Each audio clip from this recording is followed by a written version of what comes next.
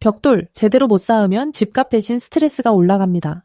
벽돌 셀프 시공 왜 실패했을까? 현장에서 배운 교훈. 최근 몇 년 사이 DIY 열풍이 건축과 인테리어 분야로까지 확산되면서 직접 벽돌을 쌓아 작은 벽이나 포인트 공간을 만드는 사례가 많아졌습니다. 하지만 겉보기에는 단순해 보이는 벽돌 시공도 실제로는 전문성이 필요한 작업입니다. 오늘은 셀프 시공 실패 사례를 통해 어떤 문제가 발생할 수 있는지 살펴보고 앞으로 같은 실수를 피할 수 있는 방법을 공유하려 합니다. 1. 들쭉날쭉한 줄눈, 기초를 무시한 결과. 벽돌 시공에서 가장 기본은 줄눈의 균일함입니다. 하지만 셀프 시공에서는 기준선을 잡지 않고 눈대중으로 벽돌을 올리는 경우가 많습니다. 그 결과 줄눈의 두께가 일정하지 않고 벽 전체가 울퉁불퉁해져 미관적으로 큰 하자가 생깁니다. 원인, 먹줄 작업 미흡, 수평자 수직자 사용 부족. 교훈, 반드시 기준선을 잡고 일정 간격으로 점검해야 함. 2. 몰탈 문제, 배합과 마감의 중요성.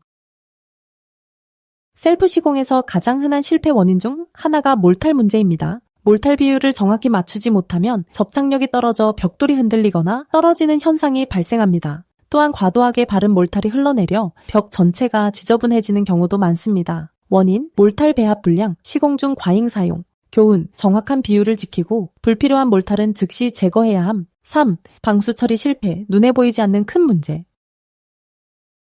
벽돌 자체는 물을 흡수하는 재료입니다. 따라서 줄눈 충진과 방수 처리가 제대로 되지 않으면 빗물이 새우며들어 벽체 안쪽에서 곰팡이나 얼룩이 생기고 겨울철에는 동결로 인한 파손이 발생할 수 있습니다. 셀프 시공에서는 이러한 마감과 방수 공정이 종종 무시됩니다. 원인, 줄눈 충진 불완전, 발수 재방수 층 미시공. 교훈, 보이지 않는 마감 작업일수록 더 철저히 해야 함. 4. 구조적 안전성 부족, 단순 장식물이 아니라면 위험. 셀프 시공에서 가장 간과하기 쉬운 부분이 바로 구조적 안정성입니다. 작은 화단벽이나 장식용 파티션 정도라면 큰 문제가 없지만 벽체 역할을 하는 경우 보강 철물이나 앵커가 없으면 시간이 지나면서 쉽게 균열이 가고 무너질 위험이 있습니다. 원인, 철물 보강, 기초공사 생략. 교훈, 구조물을 만들 때는 반드시 전문가의 설계를 참고해야 함. 5. 색상과 패턴 불균일, 마무리의 완성도 부족. 마지막으로 시공 자체는 그럭저럭 되었더라도 미적 완성도가 떨어지는 경우가 있습니다. 벽돌은 구운 위치나 배치에 따라 색상 편차가 있을 수 있는데 시공 전 선별 작업을 하지 않으면 완성 후 얼룩덜룩한 벽이 됩니다. 또한 패턴을 고려하지 않고 무작정 쌓으면 전체적인 디자인이 어색해집니다. 원인, 사전 선별 부족, 시공 계획 미흡. 교훈, 사전 시뮬레이션과 색상 조율이 필요.